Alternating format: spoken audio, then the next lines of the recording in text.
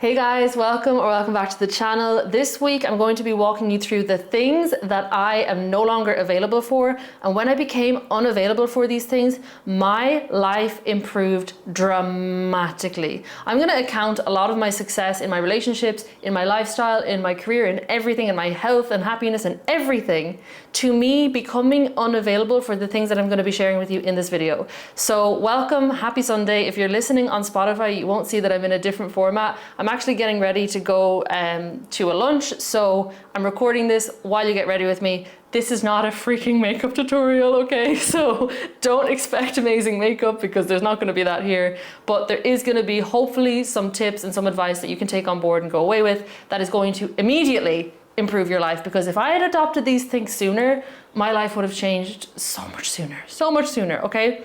So I'm going to start my makeup. Let's get into it. Okay, the first thing that I'm no longer available for is worrying. And it's changed my life so dramatically. And the only thing you need to realize to stop worrying is that no amount of worrying is going to solve anything. It's actually just going to create problems for you. So I used to be someone who'd wake up in the morning and I'd have like this just stress on my shoulders. I'm not going to call it anxiety because I've had anxiety and I know it wasn't exactly anxiety, but it was very heavy. It was almost like anxiety. It was extreme, just stress and pressure.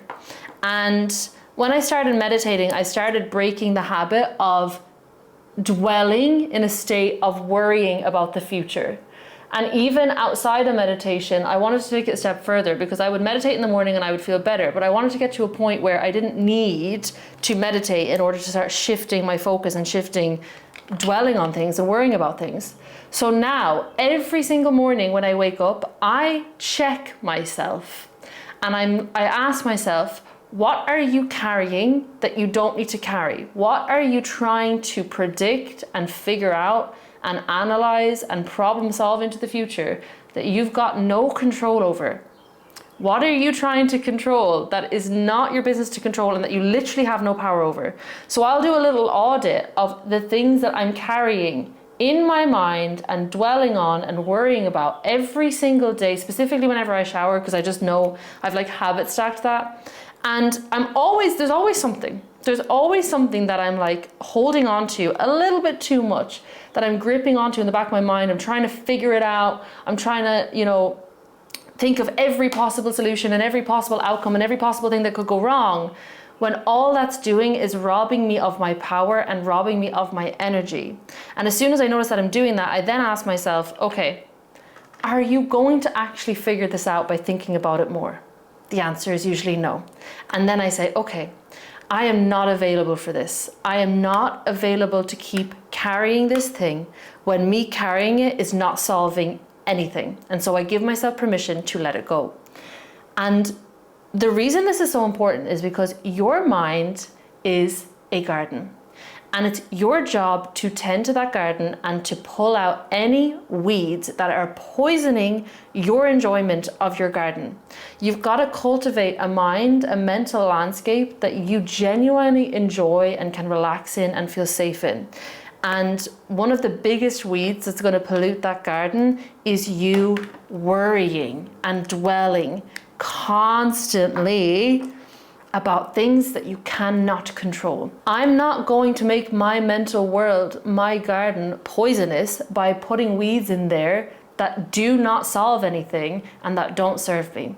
So I'm not available for it. You'd actually be shocked how much better things turn out when you stop doing this, because when you worry, you essentially ask for the hard route. You ask for the problem to come true. You ask for the difficult thing because you're looking at how bad can this be. But when you let it go, you open up to a better possibility unfolding for you. The craziest thing happens when you start doing this, like part of you is going to really fear releasing that control and letting it go, because it's like, well, if I don't worry about it all the time, then what's going to happen? It's never going to work out. You're going to realize that it's going to work out even better when you stop worrying about it. And the world is not going to fall down and crumble around you. So become unavailable for worrying and see how dramatically that improves your life. Now, point number 2 that I'm not available for is the antidote actually to point number 1. I'm no longer available for avoiding. the things that I know I should be facing, I cannot avoid them. The reason this is the antidote to point number one is because you tend to cling on to things that you can't control when you've been avoiding the things that actually are in your control. So this I speak about sometimes, but this is wounded masculine energy. It's a symptom of wounded masculine energy. When you're overthinking, when you're dwelling, when you're worrying about everything that's not in your power, it's a symptom that you haven't actually been focusing at all on the things that are in your power. And so how you instantly heal and you come out of that wounded masculine energy into more healthy masculine energy is you release the things that you've got no power or control over, and you immediately, I can't open this. You let go of the things that you have no power or control over, and you instead put all your energy and focus on the things that you do have power and control over. So I'm not available for avoiding my tasks. I'm not available for avoiding difficult conversations. I'm not available for avoiding, uncomfortable phases of growth. And I'm not available especially for avoiding my emotions and my blocks. Avoidance in general is just something that I am not available for. And I can't tell you how much it has improved my life. Because when you're avoiding things, on a subconscious level that you're doing that, and you begin to lose trust and faith in yourself. And having trust in yourself, I always say, is your secret weapon in life. When you trust yourself, you can do anything that you want and nothing actually will faze you, okay? But if you're avoiding things all the time, you can lie to yourself about it, but on some level, you know that you're doing that. And so it damages that relationship with yourself, which is too high of a price to pay. So avoidance, we are unavailable for that. And the last point that kind of ties in with the other two is I'm no longer available for dwelling, complaining, or focusing on problems. God, it's hard to speak while doing eyeliner.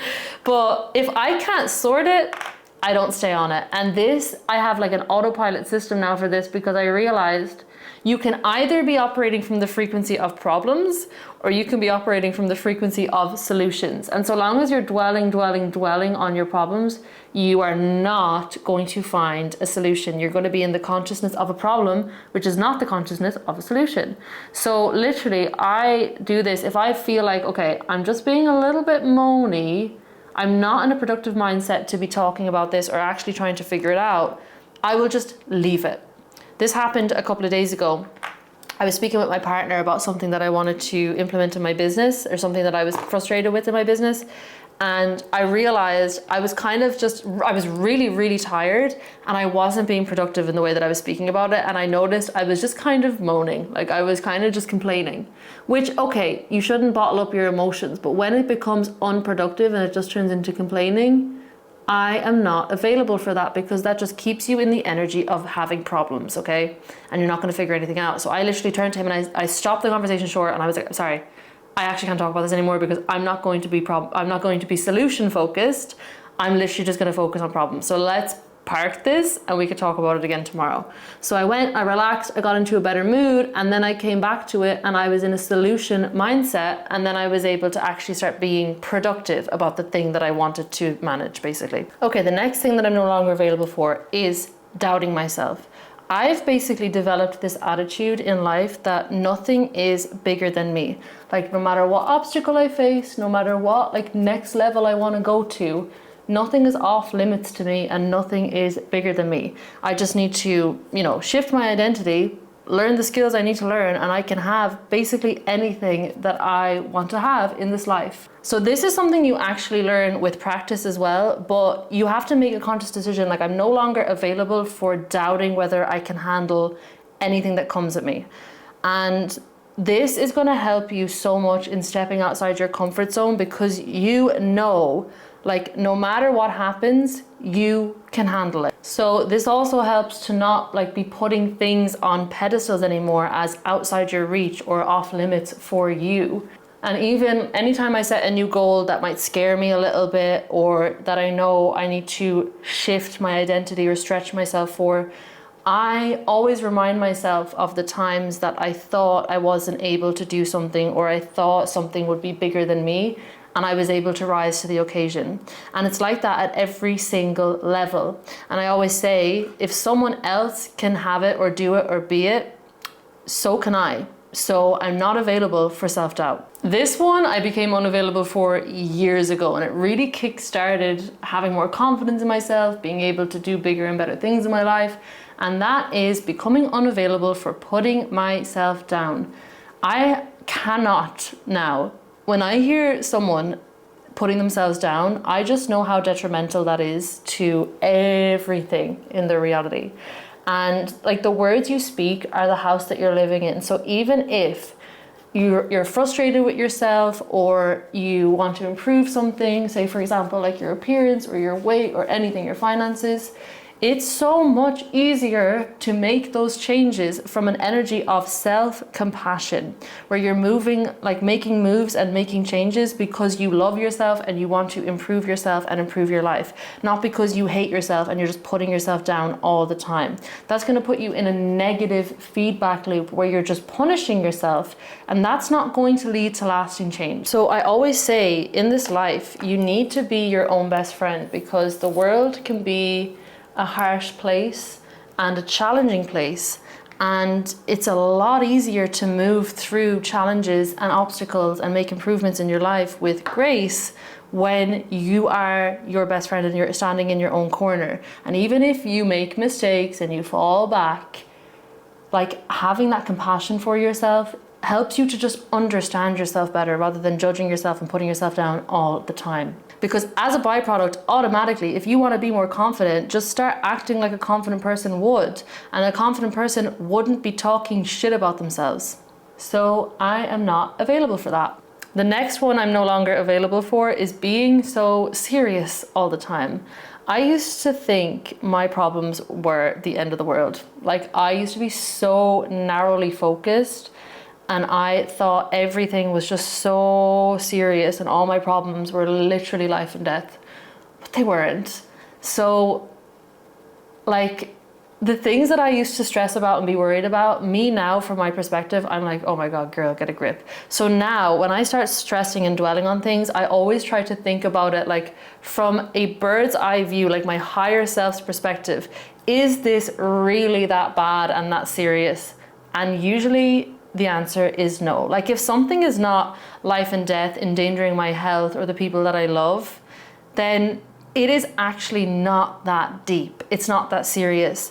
And you can kind of just get this attitude of laughing at yourself when you do start to think this too seriously. It's like, oh my God, okay, what am I really so stressed about? Like, okay, I'm gonna be 5 minutes late for a meeting. I'm gonna be like, I don't know, on a phone call with someone discussing strategy that I've never done before, and I might be outside my comfort zone. Like, the things that we're actually stressing about, they're really actually silly. So I have become unavailable to being so serious all the time. And something that helped me do this is I made this like mindset ages ago, literally years ago, when I used to work in hospitality in pubs in Ireland. But I was like, okay, nothing is actually that serious, because if I lose everything, I still have myself, which means I will still have the ability to create a magical, wonderful life experience for myself. So long as I have myself and my health and my loved ones are okay, nothing is that serious.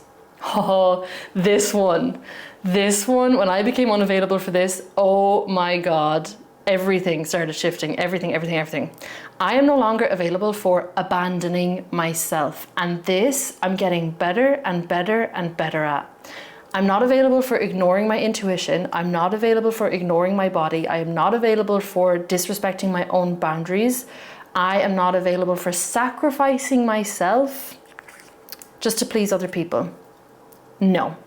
If you could include any of these into your life, this one I think is honestly the biggest hack and the biggest key. And yes, it's something that's really uncomfortable to do sometimes, like setting boundaries, saying no, you know, even when you don't have like a specific reason, even when it's just a feeling, it is kind of uncomfortable to do that. But part of this as well is I'm not available for explaining myself anymore. So recently, I've really dialed into this to the extent that if my intuition is saying no to something and I don't even know why, That's reason enough for me. And I can't tell you the level of self-trust that you get when you start moving like this is insane. Because yes, it's uncomfortable to say no and to set a boundary, especially if you're just doing it for like sheer intuition. You don't really have like a solid reason that other people are going to understand.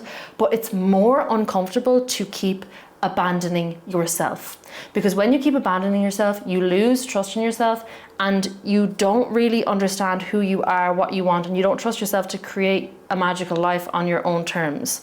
And that cost is too high to pay. When you start like really moving like you value yourself, your time, your intuition, your boundaries, the world will eventually mirror that back to you in everything, in your relationships, in your finances, in everything. But at first, it might feel a little bit lonely. That is the price that you initially pay. But after that, you get the payoff of, first of all, having a solid ass relationship with yourself and your intuition. And then second of all, you will attract the people, situations, everything that actually fully resonate with you and won't cross your boundaries and will understand, you know, your needs and your intuition and everything like that.